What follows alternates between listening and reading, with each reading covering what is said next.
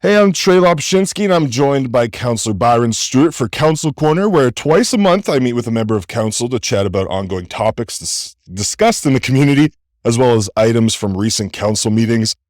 Thank you for joining me, Byron. How are you doing today? I'm well. Thanks for hosting. I know you're a couple days off of vacation, still in vacation mode. Still in vacation. So just before we get into it, most of the topics that I have aren't from the recent council meeting. I do have a couple, but it's mainly from the council meeting earlier this month, just based off the fact that our last video talked with Councillor Bolin about the pool, so really didn't get to touch on a lot of those topics. So first of all, relating to the change of liquor service hours that were discussed in council this week, that's kind of a broader question. I'm just curious about this process when a business would need to gain approval from the city on certain changes. So obviously there's liquor service hours is one, and the same with like any land changes, anything's relating to bylaw. And I just want to use this as a piece of information for residents of when they would come to the city to make any changes, whether as business owners or property owners. Legislative services is the department that would refer anybody to go to for any questions. The example that you give for the change of liquor hours was for Mighty Peace Brewing, I believe. And they extended their hours or the request was until 1 a.m., of which council had no concerns with.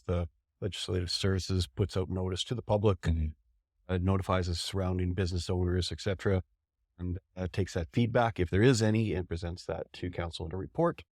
There was no concerns, no issues with RCMP or fire department. There was no structural changes that were happening within the building, simply hours of change. So it was an easy response to go forward.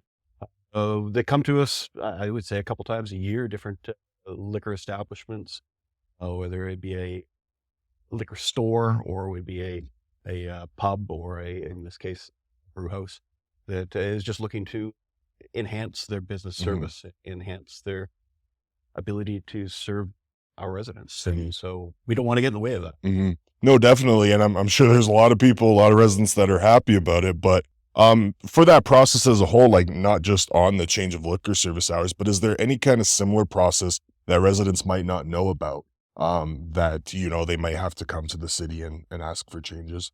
Well, I think it's always a good idea for any business or any resident that has questions that is doing a structural change, if they're adding a deck, if they are changing their business hours or how they're functioning as a business, to come and just ask those questions. We don't want to get in the way of businesses and how they benefit our community. But we do have different policies. If you are, say, doing an addition or changing the structure in some way, if it's going to affect parking, if it's going to affect the sound and atmosphere surrounding business location, those are just questions that we would want to take to the surrounding public and make sure that everybody's on the same page and accepting that this is a good thing. Which is kind of what we've seen a lot of during COVID and the restrictions with patios and things like that, right? Like that's a similar type of thing with additions. It is, yeah. Yes and no. And prior to COVID, I think Brown's was the only sort of patio that we had. So it's good that we've got a few more that have happened, and our weather has been somewhat cooperative. So that is a nice addition to the community, and having different outdoor settings and different settings for residents to go and enjoy. Awesome. Thank you, Byron. And so moving over to the next topic I have from the recent council meeting, Trevor Bolin added a late business item, letter to Squamish from the mayor about fair and equitable tax rates in relation to the LNG project. What are your thoughts on this, and why might it be important for that community as well as ours because of, our path on the LNG? Yeah, well, for the LNG, the liquid natural gas, it's coming from our area. We're familiar with the structure of taxation to industry and what that means, what the benefits are. And Squamish, they're not quite as familiar with LNG and oil and gas products in general. So sending a letter to kind of outline what we do and give them support, offer them support, I think it's neighborly. It's a good thing to do. Yeah. Industry is very important for our area. We all wish that our provincial leadership would see that the industry is very important throughout the province, and a municipality such as Squamish, if we can give them a helping hand, I think it's positive.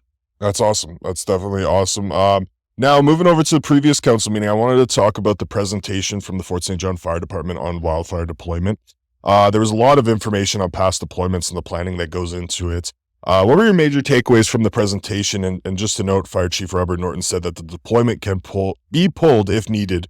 They denied 3 last year due to staffing costs, etc. So I just kind of wanted your thoughts on that.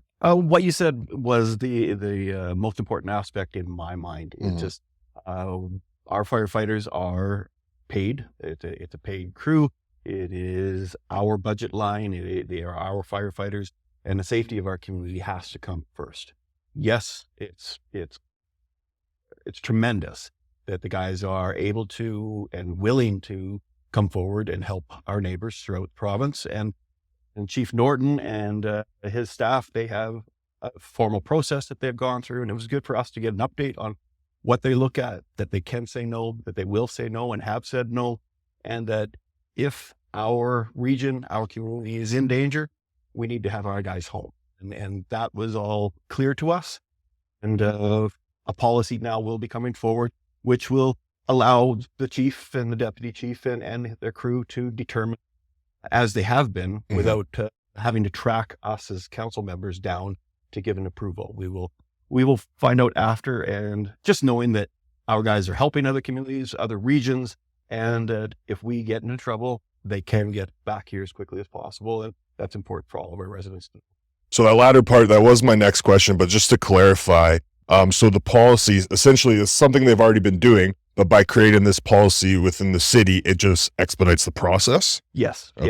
Yeah. As we brought out in the meeting of our former chief, he had spent hours on a weekend trying to track us down to have a quorum of approval to send the guys out. And that's really, it's not necessary. They, our fire chief and the firefighters are the experts, and they have a policy, or they have a procedure in place, and now we'll allow that to just function properly and know that our community is going to be safe.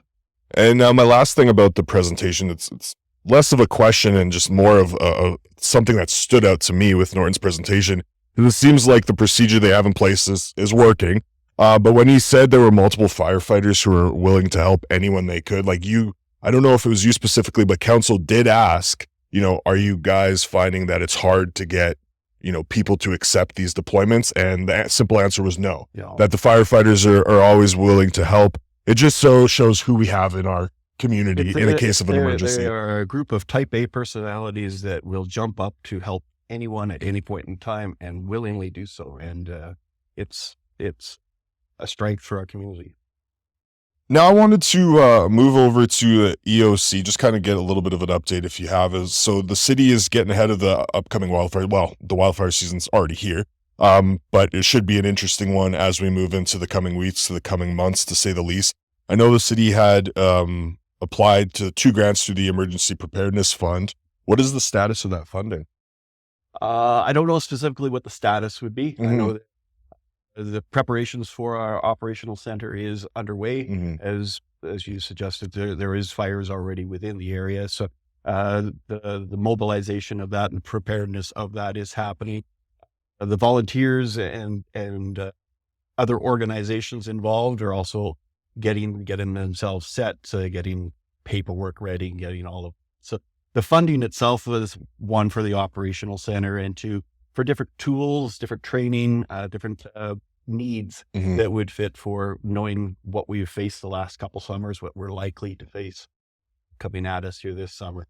Just everything's getting ready. And, we have a great staff, a great crew of City of Fort St. John, as well as our partners in the community that are working together to learn from past experiences so that everything can go that much smoother in a very challenging time. I definitely, for me, someone who's been following council for the past 3 years, because part of my job is I've seen kind of how it's not to say it's gotten more important, but just to say that the preparation has been further out. You know what I mean? So there's always preparation that you guys are talking about it, but it seems like you guys were talking about it, a couple months ago before the wildfire season even started. My next question is, is the hope still kind of to have a permanent EOC at the old RCMP detachment, or it's still kind of up in the air? Yes, that Yes, is okay. the plan going forward. The timeline on that, I'm not sure. We Mhm. did, as a council, we had a walkthrough of our former RCMP station and had a good look around to know what is available within the space there. And the plan going forward would be to have that as a permanent location for our EOC. Awesome. And then I also wanted to bring up the emergency social services. So, the ESS services for, I believe it's the new Wolverine Automotive. Is that correct? So that's the Yes. ESS setup there. It was formerly Wolverine. Wolverine Automotive. On 100th Avenue. Yeah, but now it's going to be a city building, so that is going to house the North Peace Search and Rescue, as well as equipment for is it equipment or training for the fire department? It'd be mainly equipment. Okay. Okay. I think the training aspect would be the search and rescue, whatever means they have for their training of their volunteers. We as a city have been working closely with search and rescue for a number of years, in that they've been just storing their equipment in borrowed warehouse space and such. And so we did have money budgeted for a new structure. This facility became available, and For a lot less money. we did the purchase. we saved a couple bucks on that. And going forward, it's tremendous for the region. Go back to the forest fires, you go back to various outdoor activities that are in the region. Our search and rescue is very, very important, and it's a volunteer group. So for us as a council, us as a city, it's very positive in my mind that they now have a home and working together closely with us as a city. And it's a huge building, and I know it's in the initial stages, but what's kind of the hope on how the layout's going to work? Like, I know we kind of said North Peace Search and Rescue is going to be in there, the fire department, but like, how's the layout going to work? Like, what is it going to look like? Truly, I don't know. Okay. There's bays in there, so there'd be lots of room for some larger vehicles, larger equipment, whatever search and rescue currently has, and then hopefully they have some room to continue to grow as an organization as well as office space, training rooms. Like, it has been a functional business in there for a while, so I'm sure there'd be some walls that will be relocated and just shifting to the new needs of the facility. When I went to go take a picture of the building, I drove by it so many times, I just haven't looked at it. And then when I actually went to take a picture, I'm like, man, this is massive. This is huge. And for the cost you guys got it at is absolutely huge as well.